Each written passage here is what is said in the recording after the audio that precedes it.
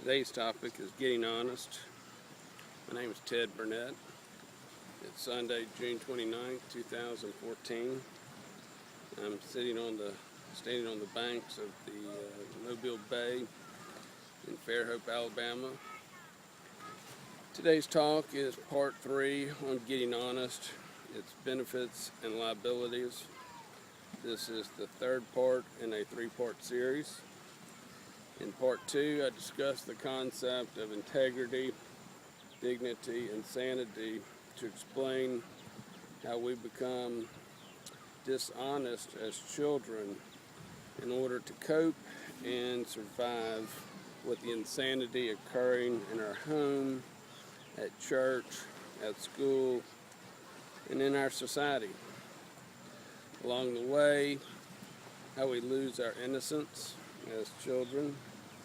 Instead of always telling the truth, as we're repeatedly taught both at home and at church, we learn to tell the truth and to tell a lie only when it's in our best interest.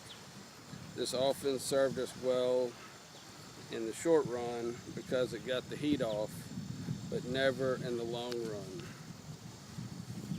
With each lie told, we further compromised our integrity, thus affecting how we felt about ourselves, while slowly going insane.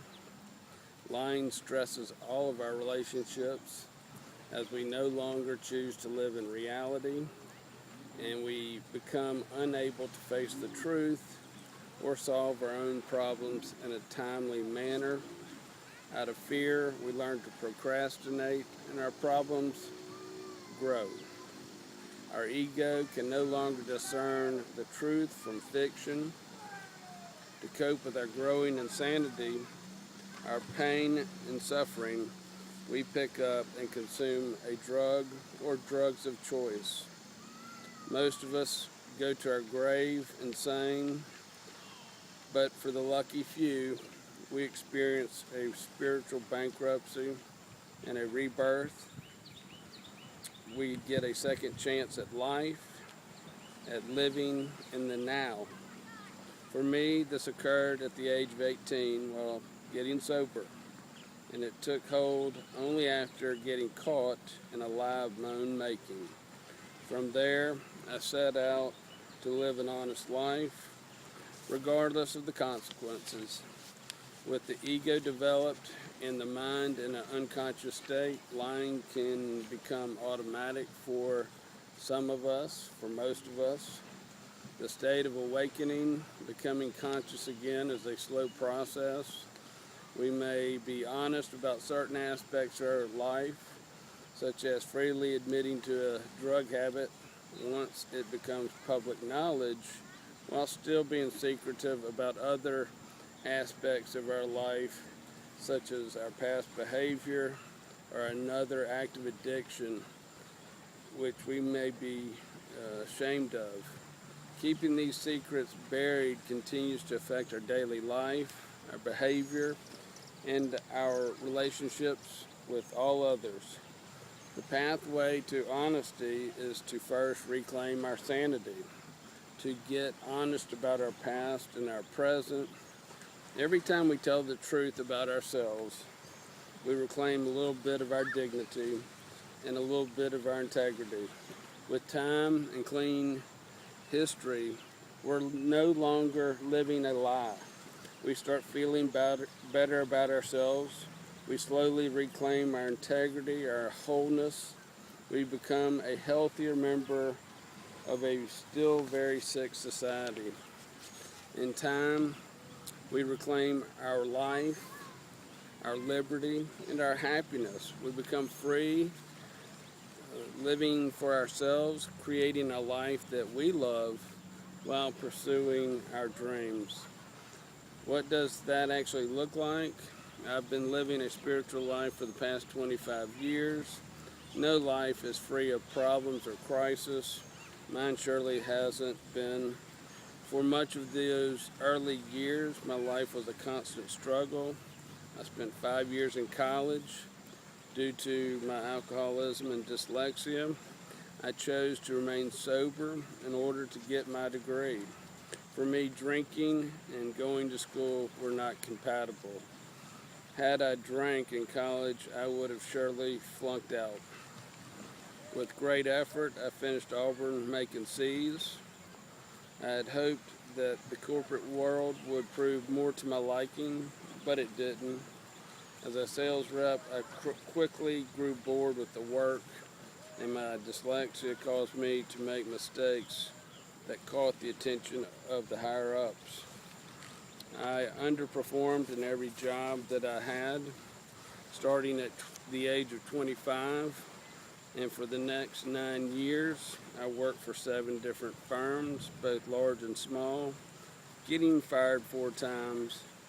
By the age of 34, I was done with the corporate world, with no recognizable talents, having no purpose for living, and out of another job, I came home and told my wife that I quit. I wasn't going to apply for another job or go on one more interview until I knew what I wanted to do. She wasn't particularly happy with my declaration. In all those years, I experienced months of unemployment between jobs, total dissatisfaction with the work. When asked by friends what I was up to, I always revealed my job status. It never looked good even to me. It was embarrassing trying to explain to those around me, including my future in-laws. Unable to hold down a job, with time I started to look pretty incompetent, which I really didn't understand what the source of all my heartache and shame was. The main liability for all of us in not telling the truth is how a situation might look to others in the short run. It can be very embarrassing being broke and needing money, bankruptcy, getting fired, infidelity, betrayal, going through a divorce, going to jail, experiencing failure. However, telling lies requires us to keep up with the story that we've told while hoping not to run into this same person or party anytime soon. In truth, lies serve as a shackle and a chain in every relationship. Instead of gaining instant freedom by telling a lie, we become slaves to them as they color our world while limiting our choices. While struggling with my career, I found solace within the rooms of AA and among its members. I could be counted on. I took responsibility for unlocking the church during meetings, making coffee, setting up the room, and collecting any money and turning it over to our treasurer. I was very conscious, if not outright obsessive, about my talk matching my walk. I didn't want to be considered a hypocrite, and I still don't. I wanted the business owners in my group to see me as being reliable and an equal in their eyes. At work, I wanted my prospects, my customers to see me as being responsible when it came to giving my word and delivering on it. Mental illness would destroy my reputation that I had spent decades building. I've spent more years trying to rebuild it through my essays and these talks. The truth humbles you. It makes you look at times desperate, foolish, needy, and vulnerable to others. It reveals one's weaknesses, but it also reveals one's strengths. A temporary situation can spread like gossip, but not telling a soul about your life can fool you just as much as everyone else. These are qualities that the ego hates, but they make us human and they make us ask for help. Here's what I've learned after 25 years. The benefits of telling the truth repeatedly over a long period of time gets you a ticket to the top. That's right. The child that once made C's, D's, and F's in elementary school, the man who couldn't hold down a job, who could barely write or speak in public, now writes to some of the world's top universities, to heads of state, and to some of America's top CEOs. Being honest opens doors that lying never sees. It makes you wise. I didn't know this when I was 18 years old and I was trying to get sober. I went to AA because I didn't want to suffer anymore. I found telling the truth to be necessary in solving life's problems. Today, telling the truth after many trials by fire has become a quest for the truth.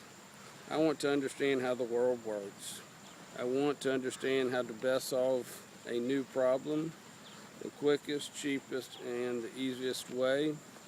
When it comes to solving a problem, I no longer care what other people think of me.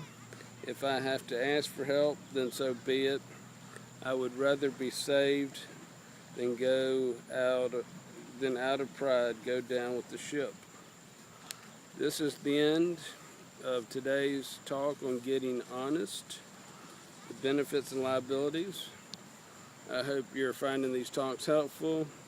If you have any questions, please feel free to contact me by email, and that is tebjr1@yahoo.com, or you can visit my website at www.tedburnett.com. Thank you for listening.